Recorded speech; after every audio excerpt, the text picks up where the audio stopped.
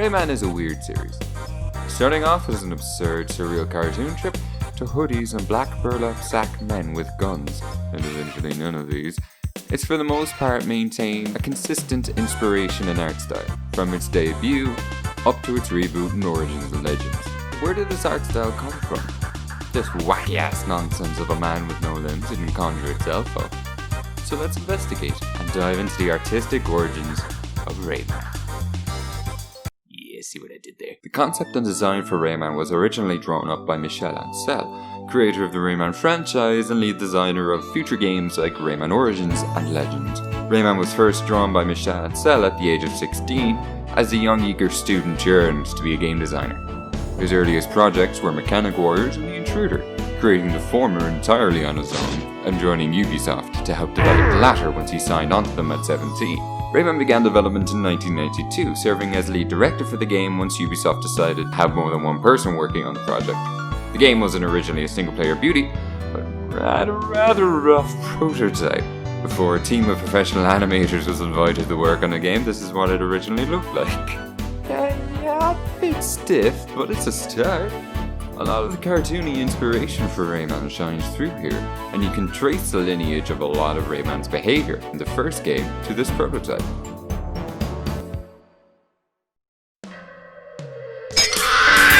And then Rayman released on Atari Jaguar in 1995, with PC and PS1 ports coming near after. And look at it! Cartoony charm and surreal cutesiness. Weird squash and stretch, dancing floor, and this. And here's where we can begin our discussion on where Rayman's artistic parallels began.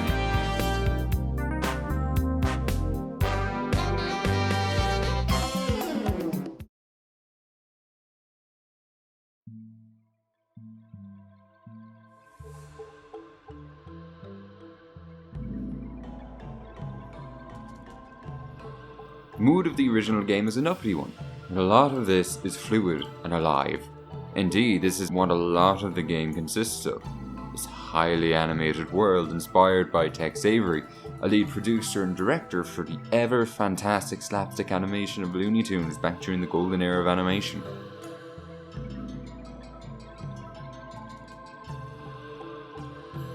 Everything is fluid, wobbly, stretchy, and exaggerated. The world breathes an energy and rhythm that only such a brand of animation could invigorate. And it's the same style that permits the surreal quality of the world to manifest. The aforementioned mushrooms dance, swinging their stalk from side to side. Piranhas propel themselves into the air, their teeth shattering when punched. Worlds of stationery and confectionery exist, where players can drown in ink and what I think is honey. Instruments come to life and clatter, clash, and honk, and breathe like Don Bluth's animations. Enemies ride in on washing machines, shoot angry musical notes at you, have this face, and you play as a limbless, necklace man. Vegetable? No. Thingamajig. This absurd and farcical imagery can draw its roots back to the Surrealists, a movement originating in the 1910s, where the modus operandi was, to quote, believe in the future resolution of these two states, dream and reality, which are seemingly so contradictory, into a kind of absolute reality, a surreality if one may speak. What does this mean? It means make weird shit! Weird shit that invites the viewer into a world of pure imagination, to engage the unconscious mind by presenting something the conscious mind cannot completely comprehend.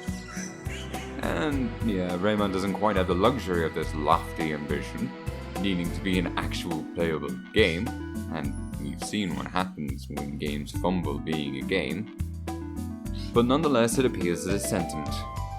This connection isn't just waffle either. The devs knew there was a connection and so created several more pieces of popular artists.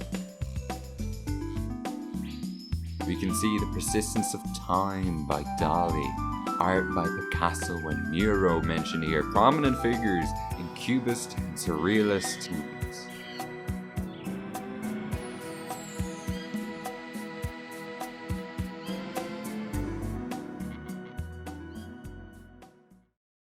Rayman 2 followed on after in 1999 and had a larger dichotomy in its artistic direction. It maintained some of the cartoony aesthetic quality of the first, but it eased off in such vibrancy, opting for a more magical, refined aesthetic. Rayman and the world around him conflicting against the rough mechanical aesthetic, the robot pirates. What was once surreal, animated like Looney Tunes and painted like Miro and Picasso shifted. The colours were still emphatically present, but in a simultaneously wider capacity and a more limited scope. Prominent purples became tertiary colours, greens, yellow, blues and oranges subsuming the colour scheme for the enchanted wildlife or Rayman 2's first few levels. Purple is instead resigned mostly for the casted protagonist and the chirpy wildlife. Rayman, Sam, Lee, Polkas, Jano, the Teensies and Murphy, fairies, mushrooms, mosquitoes, birds. The only main characters that don't support this colour scheme are Clark and Globox, who has this colour scheme divided between himself and his wife. And of course the villains, using lavish velvet reds, oak and browns and brass metals. Indeed, the more physically violent beings are painted with earthly colours, which would explain why Clark looks as he does. Also because this looks horrible, doesn't it? Look closely at the art in Rayman 2. What do you see? I'll give you a minute. Curves, natural imagery and flowing light. The design motif is incorporated everywhere in Rayman, and that reflects the positive, lively and ancient half of the world. Stained glass accents, textures on walls. Stonework, water, lava, clouds, buildings, portals, fucking butterflies. The nature's textures were partially inspired too by My Neighbor Totoro. Once again, where the foliage bundles together, stalks and leaves abound in large canopies, trees and roots galore. But the pirates? Everything we just discussed, their designs largely oppose. Harsh geometric shapes, smooth textures coloured in steel brass, man-made materials of metal and steel, rivets, shape language, all inorganic and crude in their design. Clark also fits this thematic imagery more than he does with Rayman, minus the big stupid smile of course. Razorbeard perhaps takes this step further, having a literal beard made of sharp edges. Got a bit of a Napoleon complex going on here apparently.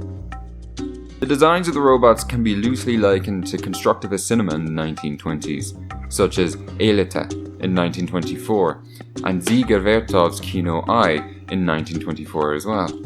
It's an odd connection, considering the odd subject matter of the films, as otherwise the pirates are comfortably self-explanatory. They oppose the naturalistic environment they've invaded and stand out from it like a sore thumb. The interior architecture is a bit of a different story.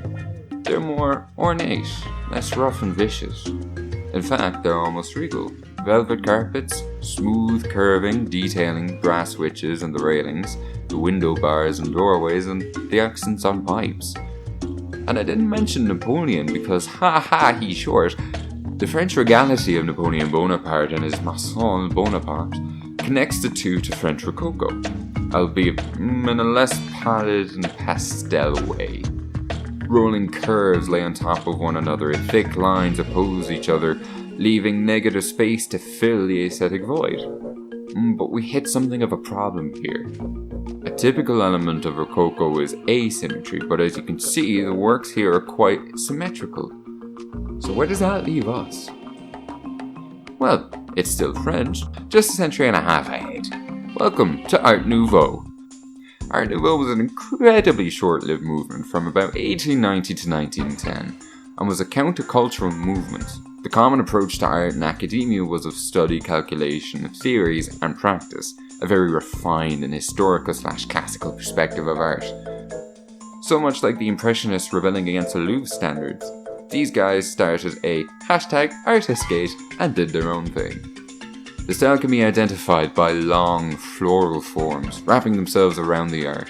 Shapes swirl and writhe, natural imagery splashed in, creating a curvaceous flowing composition. This aesthetic reflects so vividly the intent of the movement as an expressive flow of one's artistic inspiration and soul, rather than calculated imitation akin to classicism. Take a closer look at Rayman 2 and how it's decorated. Everything, is adorned with shapes curving and flowing, details of maneuvering style and excessive flair. The flora, the stained glass accents, carvings, details on characters, and yes, accents in the pirate's ship. Even Razorbeard's seat.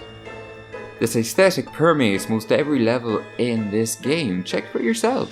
Even Michel Ancel confesses to this specific connection. During his dev's play session with Tim Schafer, the host makes a dead-on comment about the similarity. The specific elements of the Metro can be seen in the pirate's architecture. And there you have it. An in-depth examination of the aesthetic influences of Rayman. Oh wait, shit, forgot to add something. Yeah, the Golgoth is inspired by the robot in the castle in the sky. Now we're done! Thank you ever so much for watching the video, it was a blast to make. Can I be cheeky and ask a favour though? To like the video and maybe leave a little comment. After all, comments are good for the YouTube algorithm, and input on what you would like to see next is exciting to me. It helps figure out what's next. Again, thank you for your watch, and I will catch you next time. When is next time? Fuck if I know.